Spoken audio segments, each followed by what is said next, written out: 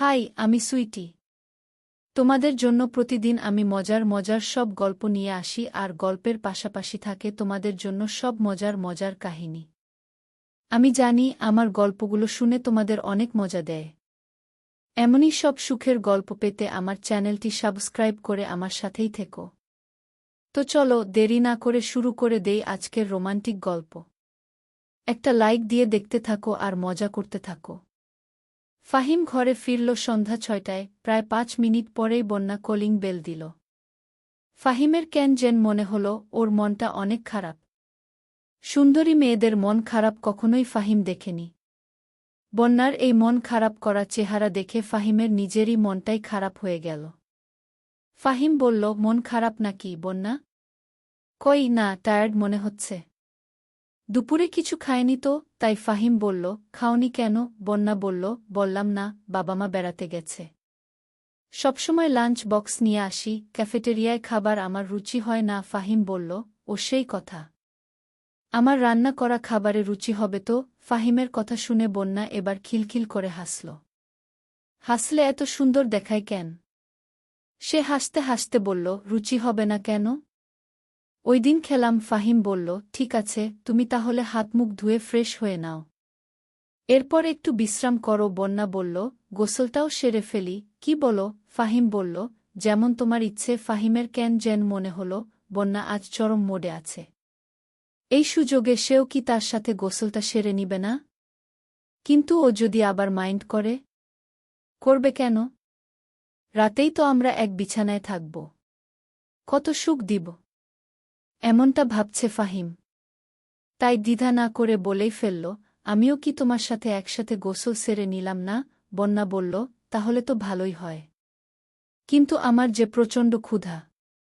রান্না কি হবে? ফাহিম বলল, রাইস কুকারে ভাত বসিয়ে দিচ্ছি, গোসল করতে করতে হয়ে যাবে।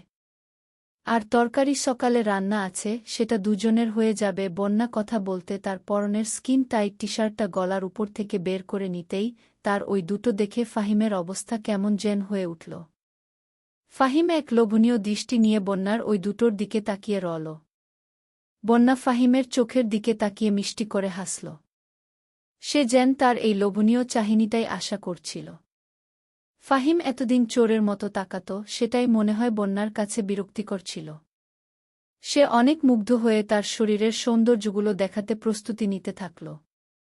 এরপর সে দুহাত পিছনে ঢেকে দিয়ে পোশাকগুলো খুলতে খুলতে বলল, কি ব্যাপার?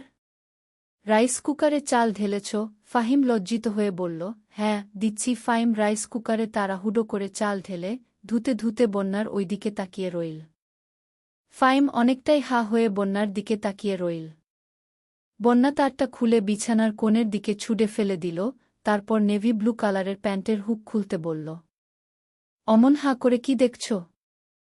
মনে তো হচ্ছে জীবনে কোনোদিন আমাকে দেখনি। বন্যা তার পোশাক সব খুলে বাথরুমের দিকে এগিয়ে গেল।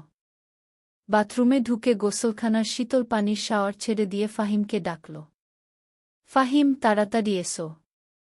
গোসলখানায় ঢুকতেই বন্যার শাওয়ারের পানি দুই হাতে নিয়ে খিলখিল করে হাসতে ফাহিমের শরীরে ছুড়ে দিল, তারপর এক কোষ পানি নিয়ে পানিগুলো ঠিক ফাহিমের ওইখানে দিল। এতে করে ফাহিমের কেন যেন লাফিয়ে উঠল। বন্যা ফাহিমের ওদিকে তাকিয়ে বলল, বাব্বা, ছেলেদেরটা বুঝি ওরকম হয়? ফাহিম বলল, কিরকম? বন্যা বলল, পোশাক পরলে তো বোঝার উপায় নেই। পোশাকের ভেতরে ওরকম একটা জিনিস থাকে। বন্যার কথায় ফাহিম হাসল, তারপর বন্যাকে শাওয়ারের নিচ থেকে সরিয়ে নিজেই শাওয়ারের পানিতে ভিজতে থাকল। বন্যা হঠাৎ বলেই ফেলল, ফাহিম, তোমার ওটা আমাকে একটু ধরতে দেবে? ফাহিম মজা করার জন্যই বলল, ওটা ধরে কি হবে? বন্যা বলল, জানি না, ধরতে দেবে কি না বলো। ফাহিম শাওয়ারের পানিতে ভিজা চুলে পানি ঝাড়াতে বলল, তোমার খুশি? বন্যা সত্যি ধরে ফেলল ফাহিম। বন্যা নরম হাতের স্পর্শ পাওয়া মাত্রই সমস্ত শরীরটা কেমন যেন হয়ে উঠল ফাহিমের। অনেক ইচ্ছে হল এই বাথরুমের ভেতরে বন্যাকে নিয়ে একবারে স্বর্গে চলে যেতে। এতে করে বন্যা আবার কি ভাববে? বন্যা যতই ওই ধরনের মেয়ে হোক না কেন, মনটা অনেক সাদা। শীতে আপাতত বন্যাকে বন্যার মতোই ছেড়ে দিল ফাহিম। স্বর্গে যাওয়ার সময় তো আর চলে যাচ্ছে না। বন্যার সবগুলো ব্যাপার যেন ছোট গল্পের মতো শেষ হয়েও হল না। এমন একটা ভাব হঠাৎই মুক্ত করে দিয়ে উঠে দাঁড়াল তারপর রাগ করার ভান করে বলল, কি সাংঘাতিক! তুমি দেখছি নিজেই শুধু গোসল করছ। এই বলে সে ফাহিমকে সরিয়ে দিচ্ছে, নিজে শাওয়ারের পানিতে ভিজতে থাকল। শীতল শাওয়ারের পানিতে ভেজার বন্যার সবকিছু ফাহিম মুক্ত হয়ে দেখছিল। কি সুন্দর বন্যার ওই দুটো শাওয়ারের পানিতে ভিজতে। বন্যা বলল, তুমি কখনো সুখ নিয়েছ ফাহিম? এমন একটি প্রশ্ন করতে ফাহিম অনেক বিব্রত হয়। মিথ্যা কথা ফাহিম কি বলবে? ইচ্ছা পর্যন্ত ফাহিম কতবার করেছে জীবনে? ফাহিম না শোনার আর ভান করে রইল। বন্যা আবারও বলল, কই বললে না তো? ফাহিম শরীরে সাবান মাখতে বলল, জানাটা কি খুব জরুরি? বন্যা রাগ করার ভান করে বলল, এত কথা পেঁচাও কেন? করেছ কি? করোনায় এক কথায় বলে দিলেই তো পারো। ফাহিম বলল, করেছি। ফাহিম ইচ্ছা পূরণ করেছে। কথাটা শুনে বন্যার মন খারাপ হয়েছে কিনা বুঝতে পারল না। ফাহিম সে আর কথা বলল না। শ্যাম্পুর টিউব থেকে হাতে শ্যাম্পু ঢেলে মাথায় দিতে থাকল নিজের মনে। এতে করে বন্যার ওগুলো দুলতে থাকল। ফাহিম অনেক কৌতূহল নিয়েই সেটা দেখতে থাকল। বন্যা কি সত্যিই ফাহিমের উপর রেগে আছে কিনা? আসলে সবার কাছে সব ধরনের সত্য কথা বলতে নেই, আর মেয়েদের কাছে তো কোনো অন্য মেয়ের সাথে সম্পর্ক ছিল কিংবা আছে এসব বলতেই এত সহজ কথাটা ফাহিমের মাথায় আসেনি কেন? বন্যা শাওরের নলটা টেনে নিয়ে শীতল পানির ধারটা আর তার মাথায় ঢালতে থাকল অনবরত। আর চমৎকার মুখ দিয়ে মাথা থেকে বেয়ে আসা পানিগুলো ফু দিয়ে সরানোর চেষ্টা করছে। মেয়েদের ভেজা সত্যিই চমৎকার। ফাহিম অনেক কাছ থেকে উপভোগ করতে থাকল বন্যার ভেজা সবকিছু। ফাহিমের ইচ্ছে করছিল এখনই কিছু করতে, তারপর হারিয়ে যেতে ভিন্ন এক স্বর্গে। অথচ পারল না। ফাহিম বন্যার মাঝে এমনই কিছু একটা আছে, যেখানে কোনো বল খাটানোর সাহস জোগায় না। বন্যা তার গোসল শেষ করে কোনো কিছু না বলে তলে দিয়ে শরীরটা মুছতে মুছতে বের হল। ফাহিমের মনটা অনেক খারাপ হয়ে গেল। ফাহিমও তার গোসল শেষ করে বেরিয়ে এলো বাথরুম থেকে। ফাহিম ভেবেছিল গোসলের পর বন্যার সাথে উত্তাল, ইচ্ছাপূর্ণ খেলায় হারিয়ে যাবে। অথচ হঠাৎই বন্যার মুড অফ দেখে কি যে করবে, কোনো বুদ্ধি খুঁজে পেল না ফাহিম। বাথরুম থেকে বেরিয়ে দেখল গোসল শেষে ফ্রেশ হয়ে একটা চেহারা করে তলে দিয়ে চুল মুছে বেশ যত্ন করে। ফাহিম কয়েকবার তার চোখে তাকানোর চেষ্টা করল, অথচ সে এমন একটা ভাব করে রেখেছে যেন এই ঘরে ফাহিমের একটা অস্তিত্ব নেই। ব্যাপারটা সে জানেই না। ফাহিমের কেন যেন মনে হল বন্যার মতো মেয়ে এখনও বয়ফ্রেন্ড না থাকার কারণ হল তার এই স্বভাবটির জন্য। সে যেমনই অনেক সহজে মানুষকে অনেক কাছাকাছি চলে আসতে পারে, তেমনি সহজে এড়িয়ে চলতে পারে। আসলে তাকে কেউ এড়িয়ে যেতে পারে না, এটা শুধু সে জানে। আর এই হঠাৎ কাউকে আপন করে নেওয়া গিয়ে আবার হঠাৎ কাউকে এড়িয়ে যাওয়া যে কোনো ছেলেকেই ভাবিয়ে তুলতে পারে।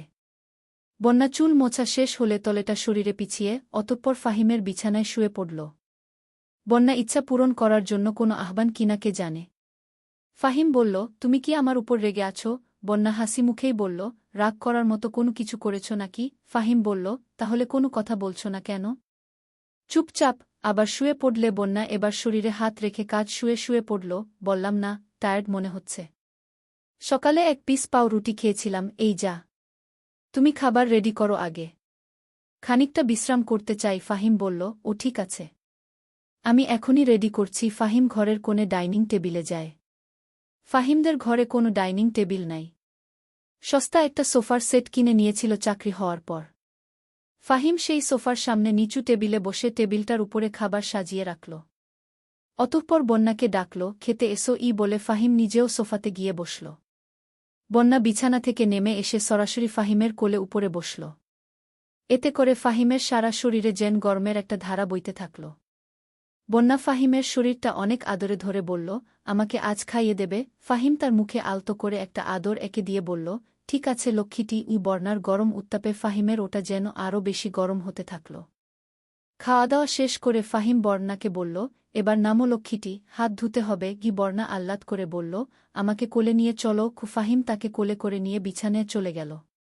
নিজের হাতটা ধুয়ে ফাহিম মুখ আর বন্যার মুখটা ধুয়ে সোজা বিছানায় ধপাস করে ফেলল বন্যাকে। বন্যা একটা হাসি দিয়ে ফাহিমের মুখে হালকা করে একটা আদরের ছোঁয়া দিয়ে বলল, এজন্যই তোমাকে এত ভালো মনে হয় জানো।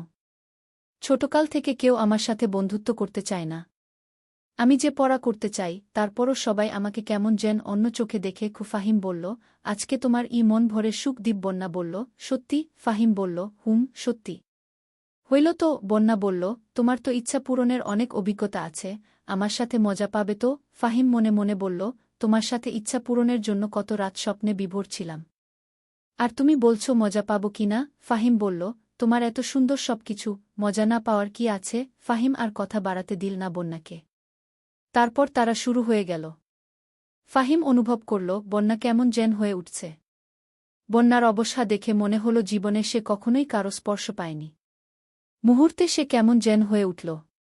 ফাহিম বলল, এই মেয়ে ইচ্ছাপূর্ণে ছলাকলা, কিছুই জানে না। তাকে এসব ছলাকলা শিখাতে হবে। আর তাই ফাহিম ভালোভাবে সবকিছু করতে শুরু করল। ফাহিম লক্ষ্য করল বন্যা তার চোখ দুটো বন্ধ করে রেখেছে, বন্যার নিঃশ্বাসটা বাড়ছে। সেই সাথে ক্ষণে ক্ষণে কেমন যেন হয়েছে। ফাহিম বোকার মতো প্রশ্ন করল, বন্যা, কেমন মনে হচ্ছে? বন্যা এবার চোখ খুলে তাকাল, তারপর বলল, অনেক সুখ পাচ্ছি। সেদিন ফাহিম বন্যাকে অনেক সুখ দিয়েছিল। ফাহিম এখনও মাঝে মাঝে বন্যাকে সুখ দেয়। তো বন্ধুরা, কেমন হলো আজকের ভিডিওটি? আমার গল্প শুনে নিশ্চয়ই অনেক সুখ পেয়েছ। এমনই সব মজার মজার গল্প পেতে আমার চ্যানেলটি সাবস্ক্রাইব করে আমার সাথেই থেকো।